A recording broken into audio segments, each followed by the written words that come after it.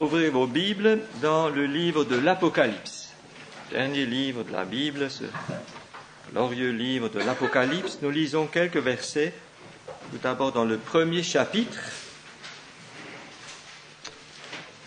la deuxième moitié du 5e verset. À celui qui nous aime, qui nous a délivrés de nos péchés par son sang et qui a fait de nous un royaume, des sacrificateurs pour Dieu son Père. À lui soit la gloire et la puissance au siècle des siècles. Amen. Puis au chapitre 5, nous lisons un verset qui va dans le même sens, le verset 10, qui est un hommage encore rendu à l'agneau glorifié. Tu as fait, ô agneau de Dieu, tu as fait de un royaume et des sacrificateurs pour notre Dieu, et ils régneront sur la terre. Nous apprenons dans ces deux versets que notre Seigneur Jésus-Christ nous a tout d'abord délivrés de nos péchés par son sang, ça c'est le verset du premier chapitre, et ensuite qu'il nous a rachetés pour Dieu dans une double intention. Le Seigneur avait deux intentions. Premièrement, faire de nous un royaume, c'est-à-dire des rois. Et deuxièmement, faire de nous des sacrificateurs pour Dieu, son Père. Et ceci pour l'éternité. Et c'est de cette deuxième intention du Seigneur que nous allons nous entretenir brièvement, à savoir l'intention de faire de nous des sacrificateurs pour Dieu, son Père. Nous parlerons donc de ce qu'on peut appeler la famille sacerdotale de la nouvelle alliance. Je pense que tout le monde sait que chaque croyant, chaque enfant de la grâce est un sacrificateur, est appelé à être un sacrificateur, c'est-à-dire un prêtre. Le mot sacrificateur est un mot un peu bizarre qui est tiré de l'Ancien Testament. Chaque croyant est appelé à être cela dès le jour de sa nouvelle naissance jusqu'au jour de sa mort. Et on peut ajouter bien plus loin encore que le jour de sa mort. Chaque croyant est appelé à être un sacrificateur pour l'éternité, éternellement et à jamais. À cet égard, on peut dire qu'il n'existe donc plus dans l'Église ce qu'on appelle des laïcs. Ce terme n'existe d'ailleurs pas dans la Bible, parce qu'il n'y a pas de laïc dans la maison de Dieu. Chacun est un prêtre. Dieu appelle chacun des siens à un service précis.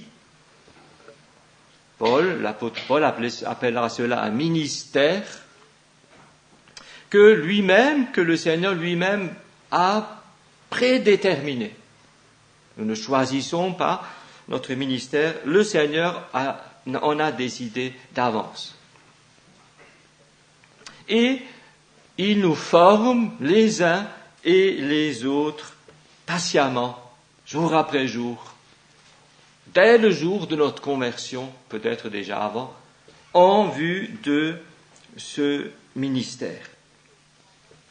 Et ce travail pour Dieu devient, c'est l'expérience de la plupart d'entre nous, devient progressivement et d'une manière donc de plus en plus évidente notre principale occupation ici-bas. Et finalement, il devient notre seule raison d'être ici-bas. Parce que ce service pour Dieu finit par englober la totalité de notre vie, de notre activité.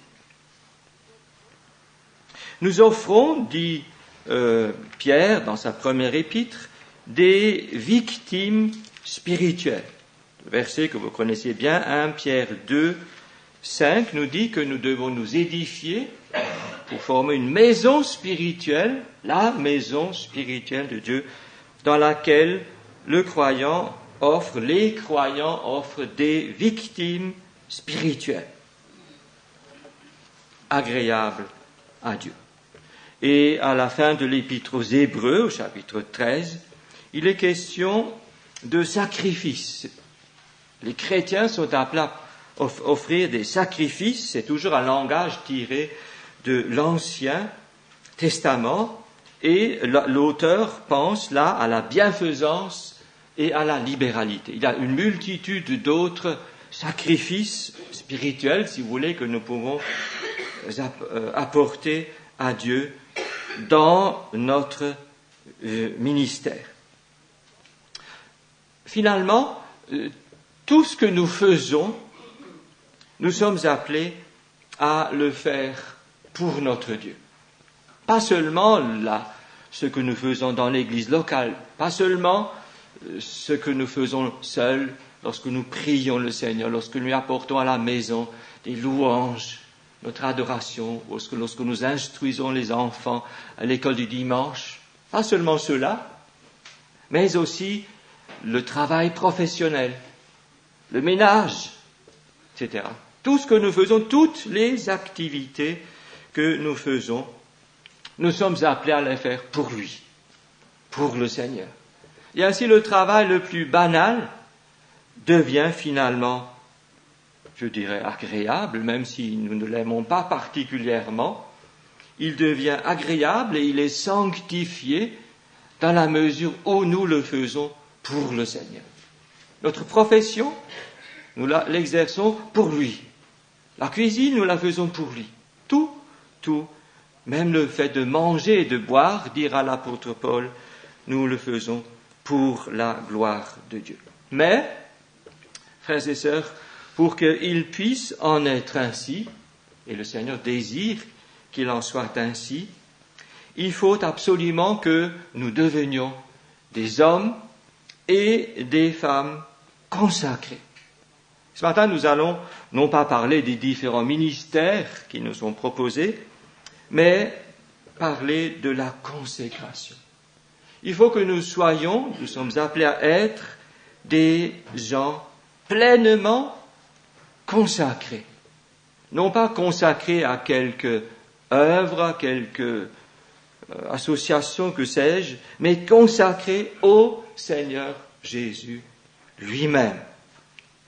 D'ailleurs, les sacrificateurs de l'ancienne alliance, nous parlerons tout à l'heure dans un instant, se vouaient entièrement à leur office sacré dès le jour de leur consécration officielle, à l'âge de 25 ans ou de 30 ans selon les époques. Et nous verrons ce matin ceci sous une forme imagée en jetant un petit coup d'œil sur cette fameuse et solennelle cérémonie de consécration officielle au ministère d'Aaron et de ses fils. Ce chapitre 8 du livre de Lévitique, que je vous prie maintenant d'ouvrir, est extrêmement riche en enseignements quant à la consécration.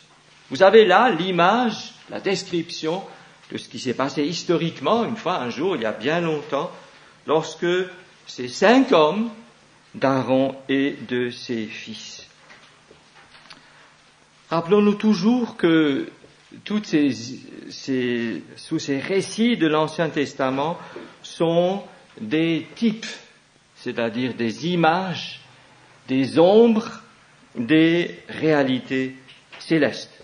Et la consécration d'Aaron et de ses fils est une description de certaines réalités célestes extrêmement importantes, c'est-à-dire essentiellement du point de vue de Dieu quant à ce qu'est à ce que doit être notre consécration. Dans ce récit, vous voyez comment Dieu voit les choses en ce qui concerne la consécration à son service de ses enfants. Frères et sœurs, je pense que un mouvement de consécration est nécessaire aujourd'hui dans l'Église, parmi le peuple de Dieu. Beaucoup ne savent plus trop ce qu'est la consécration. Beaucoup ne sont pas non plus vraiment consacrés. Un réveil est nécessaire, à mon avis, et il se traduira surtout, en grande partie, par une nouvelle et profonde consécration des uns et des autres à Christ.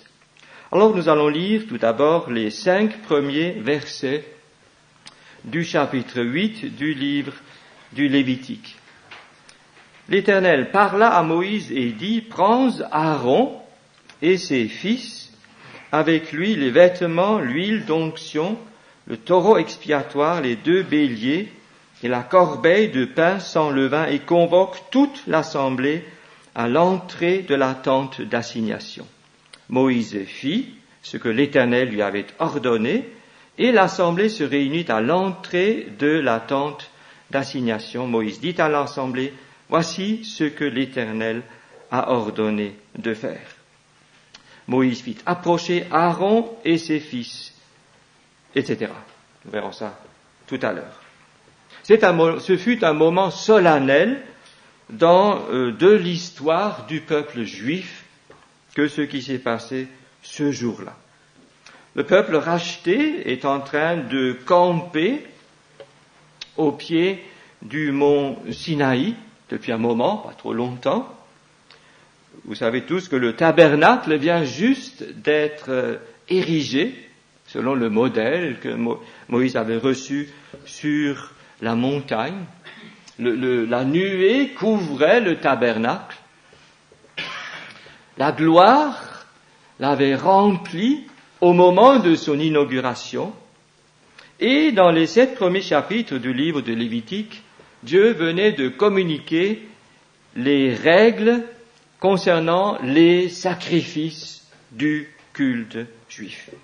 Mais, avant que tout ceci ne puisse se mettre en branle, c'est-à-dire avant que ce cérémoniel, ce culte juif de l'Ancienne Alliance ne pouvait se mettre en branle, et souvenez-vous toujours, frères et sœurs, que ce culte juif préfigure des réalités célestes formidables que nous expérimentons aujourd'hui dans la Nouvelle Alliance.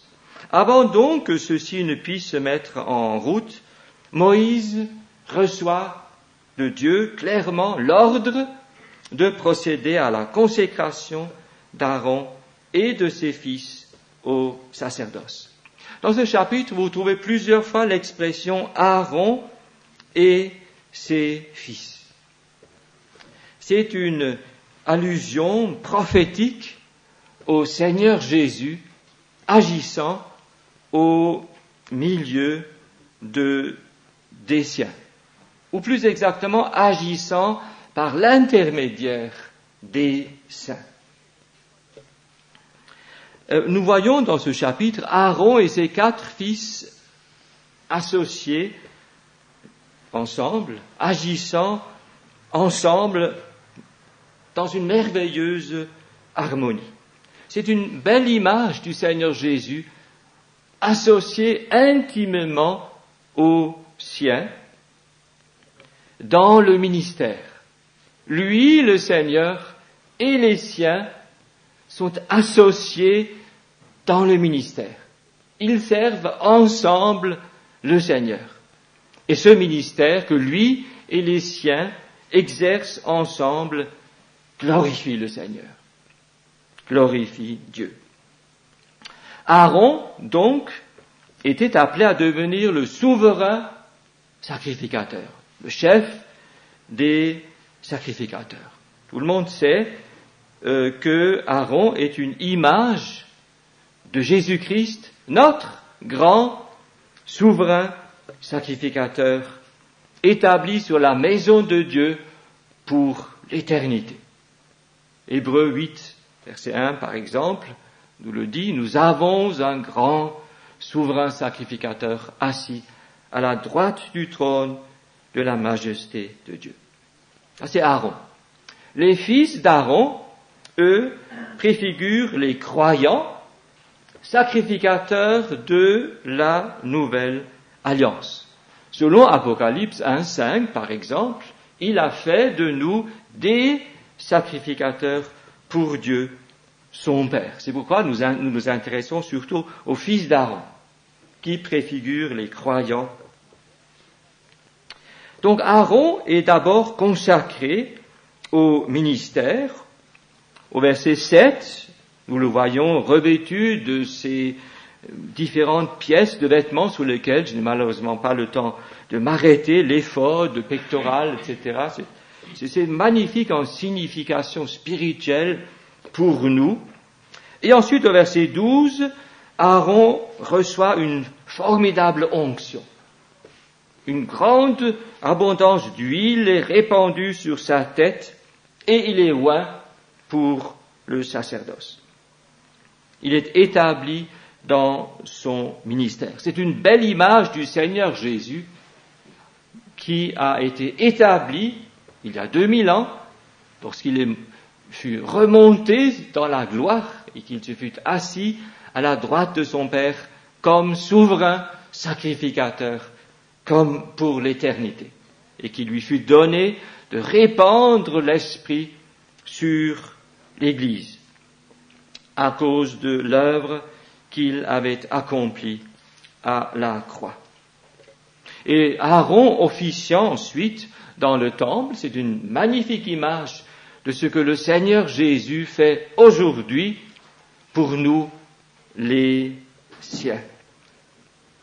Et une petite chose, un petit rappel toujours encourageant, c'est que dans le sacerdoce céleste, permanent, éternel de notre grand souverain sacrificateur, dans ce sacerdoce se trouve tout ce dont vous et moi avons besoin. Absolument tout. Toutes les ressources du Seigneur sont à notre disposition pour nous permettre d'achever notre course. Comme les 4 fils d'Aaron ont été associés là, à ce moment-là, à leur père, au ministère, nous sommes ainsi directement associés au sacerdoce céleste du Seigneur Jésus. Nous tirons notre sacerdoce du sien. C'est-à-dire que l'union entre lui et les siens est si intime que c'est en quelque sorte lui qui sert le Seigneur au travers des siens. C'est lui qui fait tout pour son Père par l'intermédiaire des siens qui lui sont directement associés. Maintenant, jetons un petit coup d'œil sur cette cérémonie encore de la consécration, en ayant toujours en tête cette pensée que Dieu désire que vous et moi, nous soyons des gens consacrés. La cérémonie de consécration a duré 7 jours, donc un moment. Et pendant chaque jour, on a répété un certain nombre de sacrifices. Et là, j'ai retenu un certain nombre de points concernant donc cette cérémonie, c'est-à-dire concernant notre consécration à Christ telle que lui la voit. Premier point, il nous faut être des gens régénérés pour servir Dieu. Il faut que nous ayons passé par un frère a cité le verset tout à l'heure dans Tite 3:5, il a parlé du bain de la régénération. La première chose qui s'est passée au verset 6 du chapitre 8 fut le lavage d'Aaron et de ses fils. Lavage public en présence de tout le peuple. Tout le peuple était là et regardait ce qui s'est passé à l'entrée du tabernacle. Eh bien, ils ont été lavés. C'est une belle image de la régénération. C'est la première chose. Le Seigneur Jésus en parlera plus tard dans Jean 13, celui qui est baigné n'a besoin que ensuite de se laver les pieds. Il faut ce bain, lavage complet pour servir le Seigneur. Il faut une conversion entière, profonde, suivie d'une nouvelle naissance. Ça c'est très simple, c'est élémentaire, c'est le premier point. Deuxième point, il concerne l'habillement ou l'habillage des fils d'Aaron. Leur tenue nous est décrite au verset 13. Ils ont été revêtus de tuniques avec des ceintures et de bonnets. Les bonnets et les tuniques qui descendaient jusqu'aux pieds étaient en lin, fin lin, tout blanc. Les ceintures, sans doute, étaient brodées. Donc, ils étaient pratiquement blancs depuis le haut jusqu'en bas, recouverts de lin blanc. La ceinture qu'ils mettaient, c'est une image du service. La ceinture serrait les vêtements et leur permettait d'être à l'aise pour faire leur service. C'est un symbole du service. Ces gens, maintenant, devront servir le Seigneur tous les jours de leur vie, jusqu'au départ en retraite pour eux, mais pas pour nous. Le fin lin blanc est une image. C'est une image de la pureté. C'est une image de la sainteté. C'est une image, si vous voulez, de la justice. C'est une image de ce que Dieu trouve irréprochable. Dieu qui voit tout, voit que cette personne, par exemple, est irréprochable. Elle est tout à fait juste aux yeux de Dieu, tout à fait pure. Voici ce que représente cet habillement des sacrificateurs. Habillement que nous avons, nous aussi, reçu le jour où nous avons placé notre confiance en Christ. Le vêtement dont nous avons été revêtus ce jour-là, ça remonte peut-être à loin pour quelques-uns, un peu de temps pour d'autres, c'était la justice.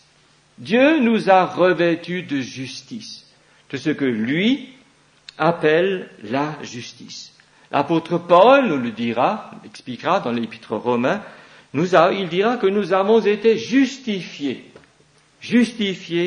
par la foi, c'est-à-dire déclarés être justes par Dieu lui-même, déclarés justes par Dieu lui-même.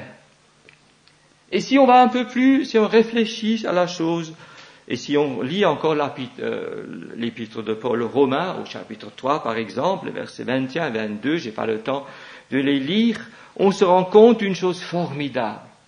C'est que la justice dont nous sommes revêtus en tant qu'enfants de la grâce, eh bien c'est la justice de Dieu. Dieu nous a revêtus de sa propre justice, la justice de Christ. Et ceci simplement en réponse à notre foi, et pour toujours. Et lorsque Dieu nous regarde, il nous voit absolument juste parce qu'il voit que ces gens sont revêtus de sa propre justice, la justice de Christ. Et cette justice doit devenir une véritable cuirasse dans les luttes spirituelles que nous sommes obligés de soutenir. Paul parlera dans Éphésiens 6, au verset 14, de la cuirasse de la justice. Nous aurons affaire à l'accusateur, et alors cette cuirasse nous sera indispensable pour garder notre cœur. La cuirasse protège la poitrine dans laquelle bat le cœur. Et le diable veut toujours souiller notre conscience. Et lorsque nous sommes revêtus d'une cuirasse de justice, parce que nous savons que Dieu nous a revêtus de sa justice à lui, nous sommes en quelque sorte invulnérables face aux traits enflammés, c'est-à-dire aux accusations cruelles plus ou moins mensongère du diable. On pourra encore dire beaucoup de choses concernant ces vêtements, mais je pense que la chose sur laquelle je voudrais insister, c'est cela. C'est une image de la justice de Dieu dont nous avons été revêtus une fois pour toutes, quelles que soient nos impressions ou nos pensées à ce sujet-là. Troisième point, il s'agit là du sacrifice expiatoire.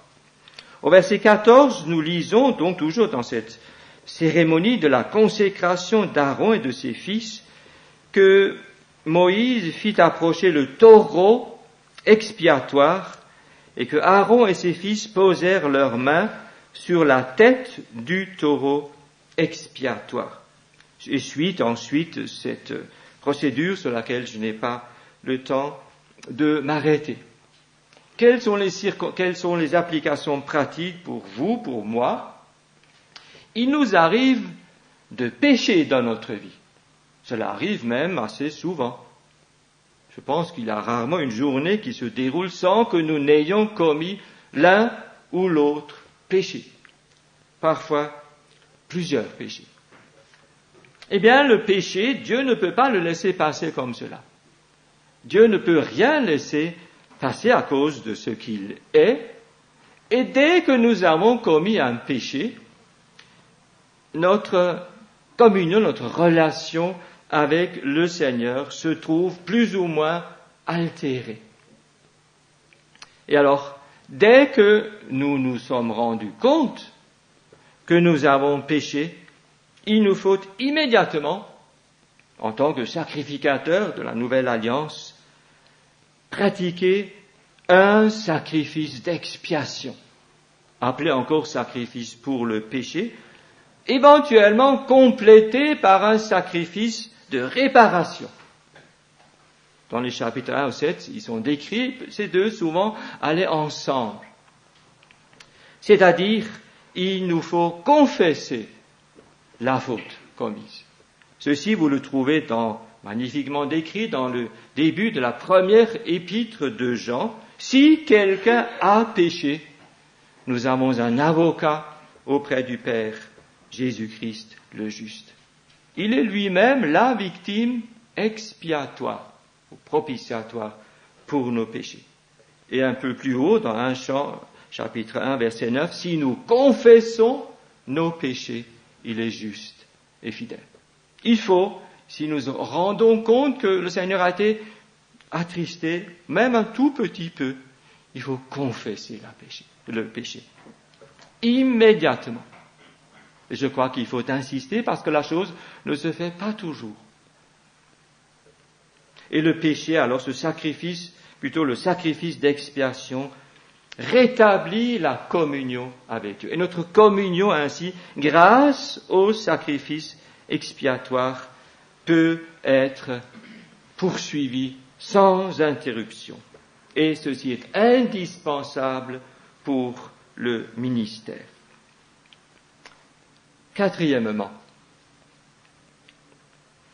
ces sacrificateurs, après avoir offert donc ce taureau expiatoire, ont procédé alors, sur l'ordre de Dieu, à un autre sacrifice. Au verset 18, nous lisons qu'il fit approcher le bélier de l'Holocauste. Ça, c'est le quatrième point, l'Holocauste. Et Aaron et ses fils posèrent leurs mains sur la tête du bélier. Moïse l'égorgea, etc., répandit le sang sur l'autel tout autour. Verset 21, il lava avec de l'eau les entrailles et les jambes, et il brûla tout le bélier sur l'autel. Ce fut l'Holocauste, un sacrifice consumé par le feu. L'Holocauste était un sacrifice entièrement consumé sur l'autel. Il n'en restait rien, si ce n'est un petit tas de cendres. L'Holocauste est une image du Seigneur Jésus se rendant obéissant jusqu'à la mort de la croix. Mais l'Holocauste est aussi une image du chrétien, du croyant, qui est prêt à perdre sa vie à cause de Jésus. Je lis Matthieu 16, c'est un verset fondamental, 24, versets 24 et 25, Matthieu 16, que vous connaissez, que tous les chrétiens que nous connaissons tous très bien. Alors Jésus dit à ses disciples, si quelqu'un veut venir après moi, qu'il renonce à lui-même, il se charge de sa croix et qu'il me suive. Car celui qui voudra sauver sa vie la perdra, mais celui qui la perdra à cause de moi la trouvera. Celui qui sera prêt à perdre sa vie propre à cause de moi la trouvera. Vous avez là l'Holocauste. C'est un chrétien qui est prêt à suivre ce conseil du Seigneur Jésus, c'est-à-dire à perdre sa vie à cause de lui.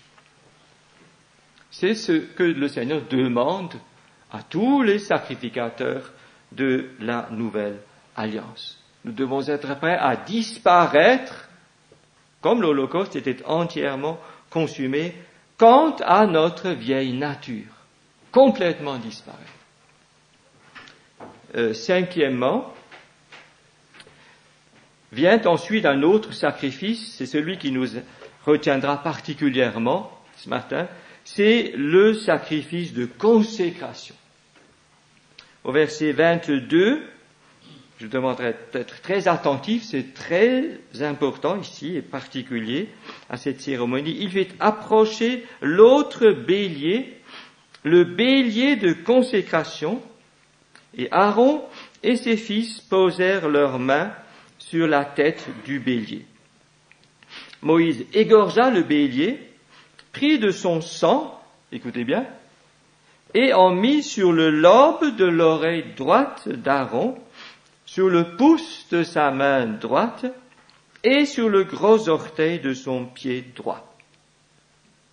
Il fit approcher les fils d'Aaron, mit du sang sur le lobe de leur oreille droite, sur le pouce de leur main droite et sur le gros orteil de leur pied droit. Et il répandit le sang sur l'autel tout autour. Ça, c'est le sacrifice de consécration. Image saisissante du point de vue de Dieu quant à ce que doit être la consécration à lui des sacrificateurs de la nouvelle alliance. Il est décrit là, à la fin du chapitre, du verset 24, que le sang a été répandu par les sacrificateurs sur l'autel tout autour. Ça, c'est le premier aspect, c'est le sang répandu. Le sang, quelqu'un l'a dit ce matin, représente la vie. Le sang répandu ici représente la vie livrée du Seigneur Jésus, abandonné à la mort sur la croix. C'est la vie du Seigneur Jésus, mais c'est aussi la vie du croyant. La vie que le croyant abandonne.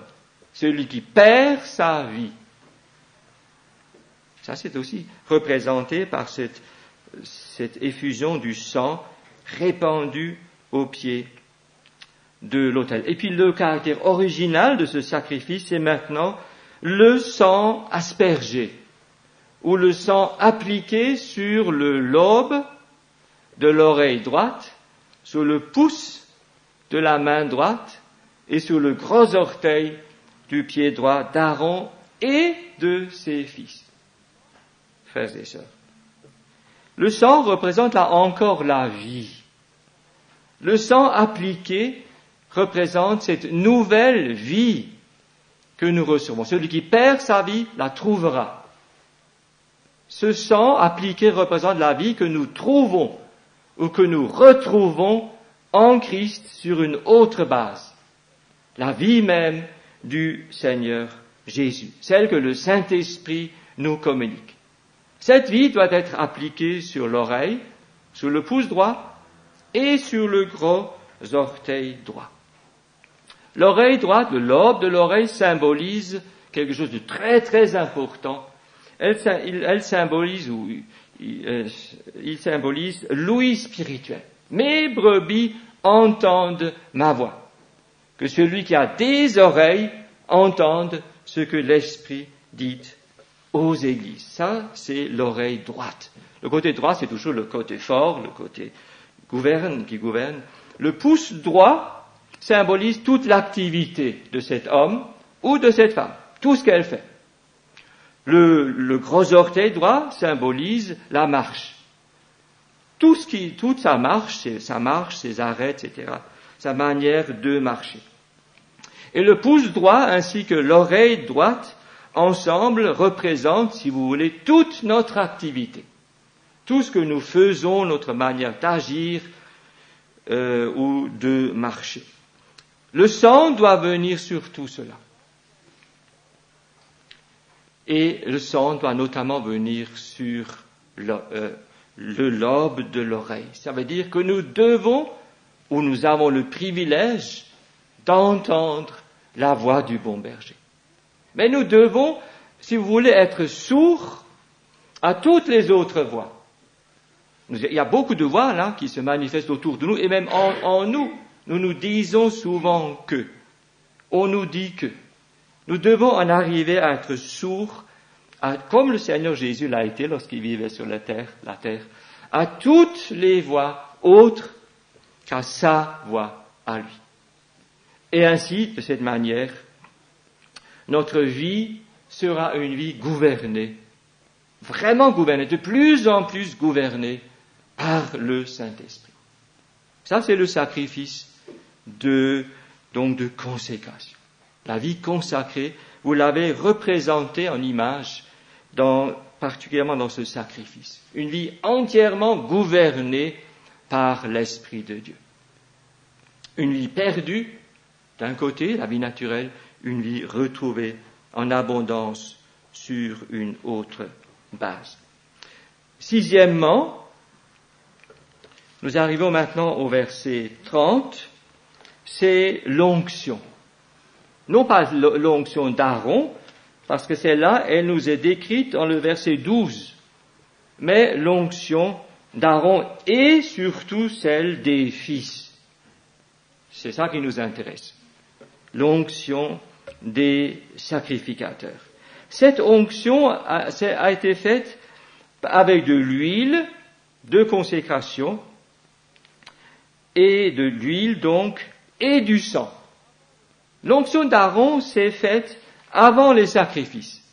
Le Seigneur Jésus, lui, pour recevoir cette plénitude du Saint-Esprit et le répandre, n'avait pas besoin de sacrifice. Nous avons besoin du sang qui nous purifie de nos péchés pour recevoir cette onction. Et nous l'avons reçue.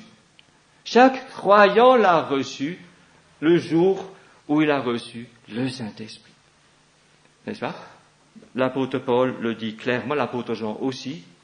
Vous avez reçu l'onction et vous avez tous de la connaissance. Dans cette onction, frères et sœurs, que nous avons reçue, l'Esprit de Dieu qui demeure en nous, il y a toutes les ressources qui nous sont nécessaires pour la vie, pour le travail, pour le témoignage et pour tout ce qu'il nous faut. Et je termine rapidement par deux derniers points. Septièmement, donc, au verset 31, il est question de la nourriture des sacrificateurs. Ces sacrificateurs pouvaient se nourrir de certaines victimes ou du pain. Là, nous avons une belle image de la nourriture de notre âme. Le Seigneur Jésus lui-même. Les temps peuvent devenir difficiles. Ils sont difficiles. Nous avons peut-être de la peine à trouver encore des sources de joie, tellement nous pouvons être accablés par diverses choses. C'est là que nous devons nous souvenir que la nourriture de nos âmes, c'est lui. Le pain de vie. C'est en lui, principalement, que nous devons nous réjouir. Envers, malgré et contre tout. Et un dernier point, au verset 33, pendant 7 jours, a dit Moïse, au nom de Dieu, à Aaron et à ses fils, vous ne sortirez point de l'entrée de la tente d'assignation jusqu'à ce que les jours de votre consécration soient accomplis. Vous ne sortirez point pour nous c'est toute notre vie, de l'entrée de la maison de Dieu. Le service de Dieu doit toujours être effectué en relation avec la maison de Dieu. Et c'est pourquoi le diable suscite tellement de problèmes entre croyants. Le service véritable est toujours une contribution à l'édification de la maison de Dieu. Voilà. Ceci, un dernier point, implique que nous devons avoir dans notre ministère, notamment de prière, des dispositions sacerdotales à l'endroit des autres saints. Nous devons demander au Seigneur qu'il nous remplisse d'amour pour tous les saints, bien sûr aussi pour toutes les âmes, mais d'une manière particulière pour tous les croyants, quelle que soit leur appartenance. Voilà, nous allons nous arrêter. Oui, merci notre Dieu parce que dans ta puissance et dans ta bonté, tu nous donnes tout ce qui est nécessaire à notre vie spirituelle. Merci particulièrement pour le sacerdoce permanent et éternel de notre Seigneur Jésus-Christ en notre faveur. Merci parce que nous pouvons nous nourrir de lui. Merci parce que c'est lui qui est notre lumière, c'est lui qui est notre pain spirituel. Merci parce que c'est lui aussi qui est notre exemple. Et comme lui, oui, nous voulons mettre la ceinture et aussi être prêts au service au sein de l'Église pour son édification et sa consolidation. Merci Seigneur aussi parce que tu veux continuer à développer encore toutes ces pensées dans notre cœur. Merci parce que plus nous étudions, nous lisons ta parole, plus nous sommes conscients de nos privilèges, mais aussi de nos devoirs. Et merci Seigneur aussi pour ta grâce qui ne fait jamais défaut. Nous t'en remercions par Jésus-Christ notre Seigneur. Amen.